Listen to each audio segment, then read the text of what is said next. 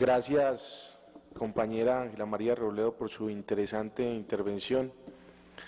Le vamos a dar la palabra al profesor Mario Hernández Álvarez, profesor, Facultad de Medicina, Universidad Nacional de Colombia, representante de los profesores en el Consejo Superior Universitario de la Universidad Nacional. Por espacio de 15 minutos, profesor. Muchas gracias, señores representantes, muy amables. Muchas gracias por abrir este espacio. Realmente el debate hasta ahora está comenzando y creo que hay mucha confusión. Ustedes contribuyen precisamente a que esa confusión se aclare y quiero aportar elementos justamente para que el debate como sociedad, no solamente dentro del Congreso, sino como sociedad, podamos hacerlo con más claridad. La educación y la salud son elementos estructurantes de las sociedades. La manera como la sociedad organiza, ¿sí?, la resolución de los problemas de salud y el desarrollo de la educación define una cantidad de cosas absolutamente insondables. Por ejemplo, define qué tan democrática es una sociedad. Y esto además se logra en el largo plazo. Esto no es un asunto que ocurra en el corto plazo por aumentar unos pocos recursos, sino es un acumulado de las sociedades.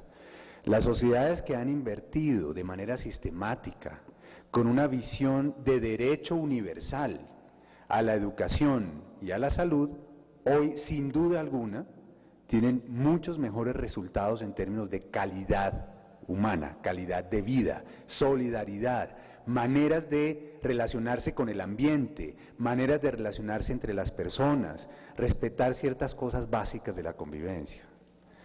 Luego, salud y educación son estructurantes de sociedades modernas. Y ese proyecto, digamos, viene dándose en la modernidad, sobre todo desde el siglo XIX, y en el siglo XX, digamos, ese proyecto se trató de plasmar, por lo menos, en una visión muy amplia de los derechos humanos. Fue la ampliación de la Carta de Derechos en 1948, que en principio aceptó que todas estas cosas, salud, educación, trabajo, vivienda, seguridad social, deberían ser conformadas, constituidas, aceptadas universalmente como derechos de las personas en función de su dignidad como persona, no en función de ningún otro criterio, ni su clase social, ni su género, ni su raza, ni nada de esas cosas. Entonces es una visión universalista de los derechos, eso viene promoviéndose desde hace rato.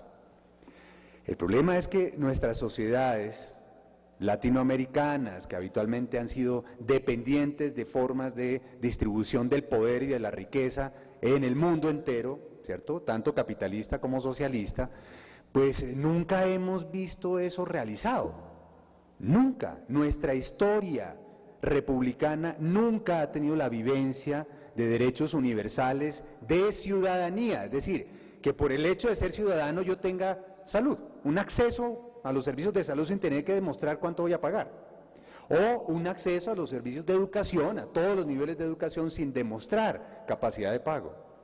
Hay otras sociedades que lo tienen, pues lo tienen porque lo han acumulado en el tiempo y efectivamente ha sido parte del pacto político fundamental de la sociedad concreta, pues. No, aquí nunca hemos hecho ese tipo de pacto, nunca hemos visto realizado ese tipo de proyecto.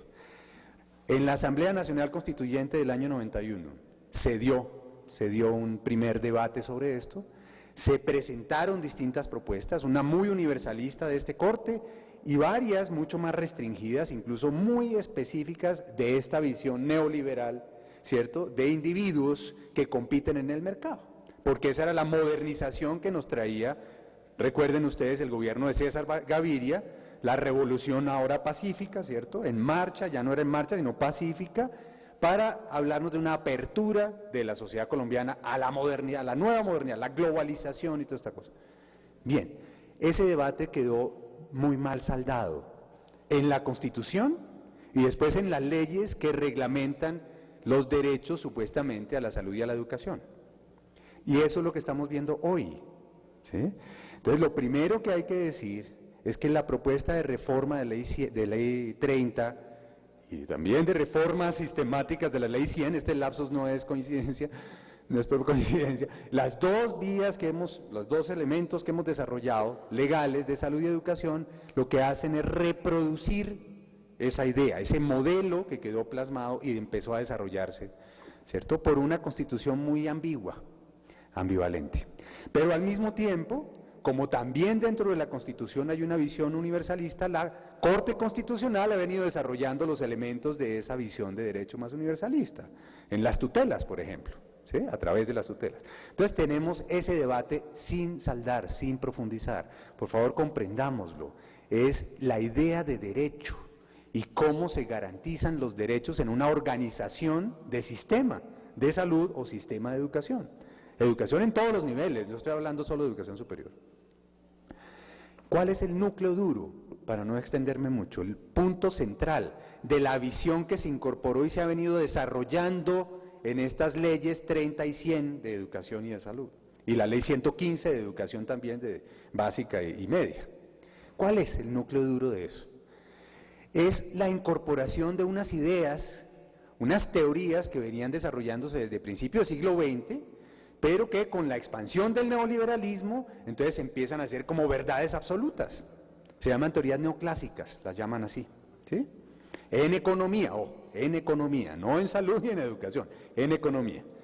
Esas teorías neoclásicas supuestamente dirimieron un conflicto entre las teorías clásicas, del equilibrio general, donde toda oferta genera su propia demanda y todas estas cosas macro, o al otro equilibrio de la demanda, el modelo keynesiano, las teorías keynesianas, diciendo, no, mire, es que a unos y a otros se les olvida que somos individuos, ojo a esto, ¿sí?, seres racionales económicos, que pensamos siempre en forma egoísta y que siempre queremos obtener más por menos.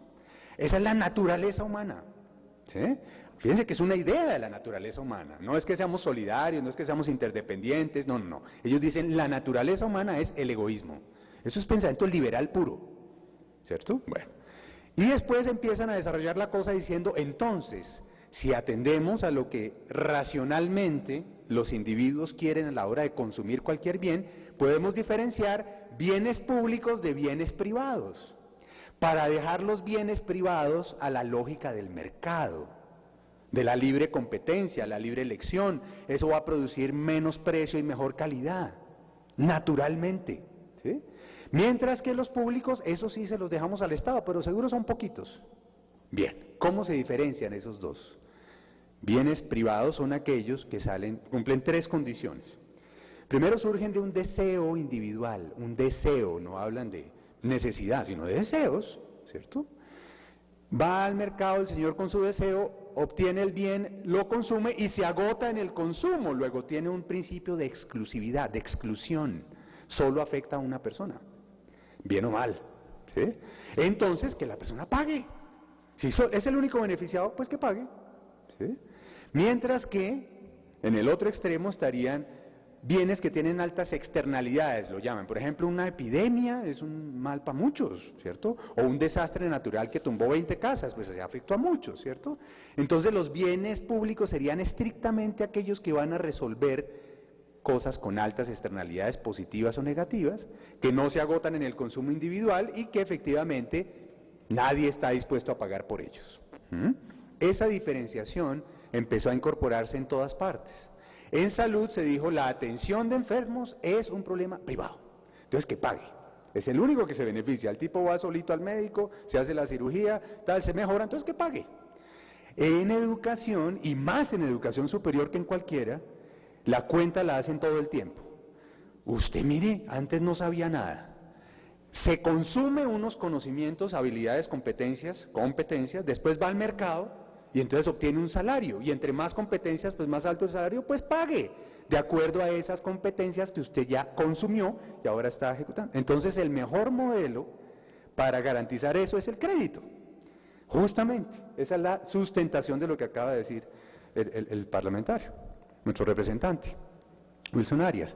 Es decir, capital humano no es solamente el tema, sino cómo se entienden bienes y cómo se aceptan los derechos Entonces ahí bajaron de la calidad de derecho ciudadano todas las cosas, salud, educación, pensiones, vivienda, todo. Son simplemente bienes y servicios que el mercado va produciendo. Ahora, como la educación es tan cara, entonces el crédito aparece y tal la cosa, y tiene que retribuir, quien obtuvo el beneficio, retribuir ese beneficio. Ahora, entonces, ¿cuál es el papel del Estado? No, el Estado, pues bueno, tiene que vigilar que la calidad de los productos, ¿sí?, de esas salchichas que van saliendo, pues entonces sea más o menos buena para quien la va a consumir, que es el mercado de trabajo. Entonces ahí vienen los Saber Pro, ¿sí?, que las instituciones que producen esas salchichas pues tengan un sello de calidad, acreditación, ¿sí? Entonces vigila esa cosa. Y bueno, como es que hay pobres, como resulta que hay pobres, entonces el mejor modelo en esa lógica es que el Estado pase todos sus pocos recursos, que deben ser pocos, a subsidio a la demanda. Es el mecanismo típico, lógico de este pensamiento. ¿Subsidio a la demanda es qué? Pues hombre, detecte a los pobres, los que por sí solos no pueden entrar al mercado, y denles un subsidio para entrar al mercado. Eso se llama crédito subsidiado, ¿sí?, beca crédito, como lo quieran llamar, pero tienen que demostrar ser pobres. Es decir, Sisbén 1 y 2.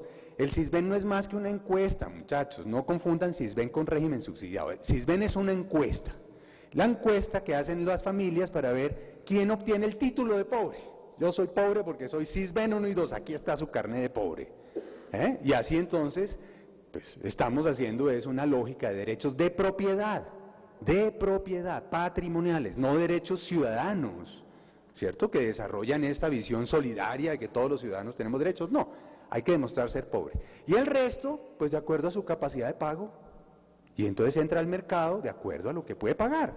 Si le alcanza para un crédito grande y entrar a los Andes y toda la cosa, pues usted bien. Si puede pagarlo de bolsillo, pues mejor, vaya a los Andes. Si no, pues si es un pobre hijo de obrero, pues hombre, que pida un crédito en el ICETEX, no le va a alcanzar, pero a un pedacito, una matrícula de 2 millones, y eso da como media cosa, ¿no? Y si es pobre, le prestan 1 millón, entonces se va para un cuchitril, una universidad de garaje, que le da cualquier cosa.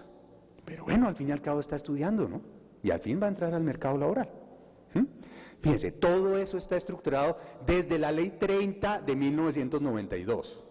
Solo que la reforma, y hay que entender muy bien eso, y por favor parlamentarios estudien bien la cosa, porque usted se preguntaba, ¿por qué será que insisten tanto en las reformas y con la Ley 30 podrían trabajar?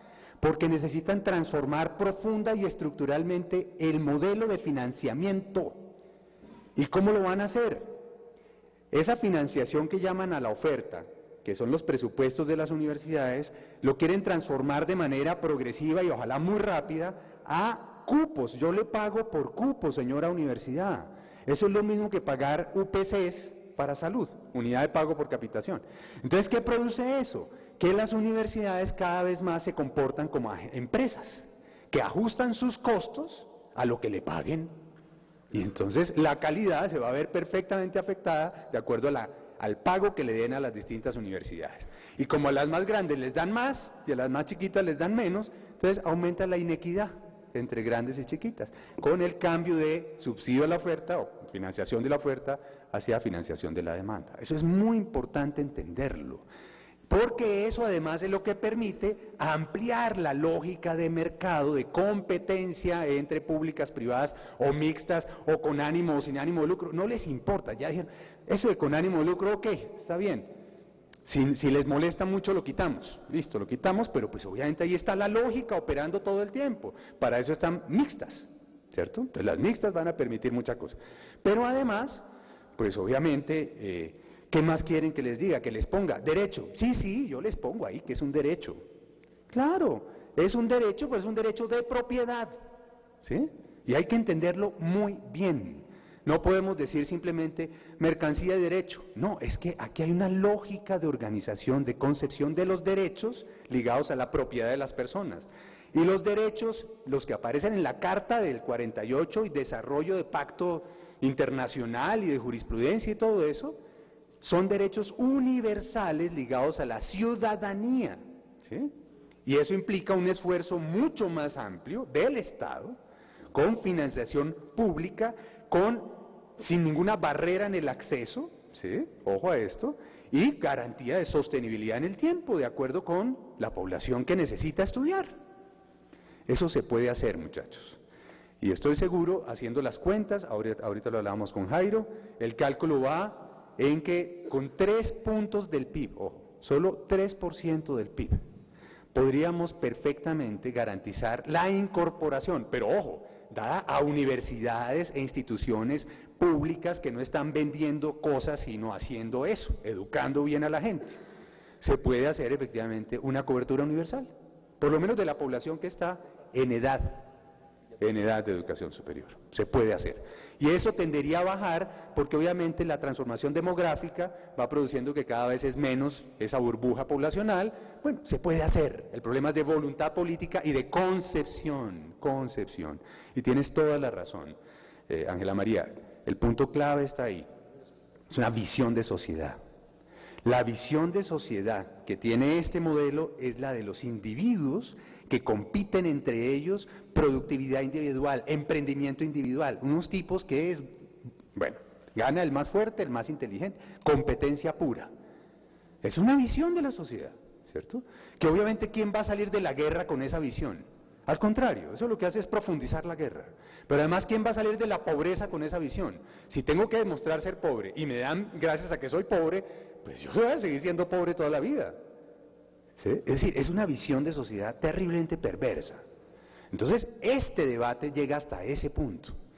La mejor forma de organizar salud y educación es de manera universalista, con recursos públicos, sin demostración de capacidad de pago y obviamente para todo el mundo, de acuerdo a su necesidad, no de acuerdo a su deseo. Esa es la gran diferencia. Y por eso en el sector profesoral, en el sector estudiantil, es un movimiento universitario, no es solamente estudiantil, estamos obviamente vinculados. Vamos a presentar iniciativas, ¿cierto?, de, ojo, ley estatutaria que garantice el derecho a la salud y el derecho a la educación. Y ley ordinaria que ordene, ahí sí de otra manera, el sistema de educación superior y el sistema de salud para garantizar realmente los derechos. Yo creo que esta sociedad colombiana se merece hacer cambios profundos, estructurales, para superar esta situación tan espantosa de guerra, de inequidad, de desigualdad, etcétera. Muchas gracias.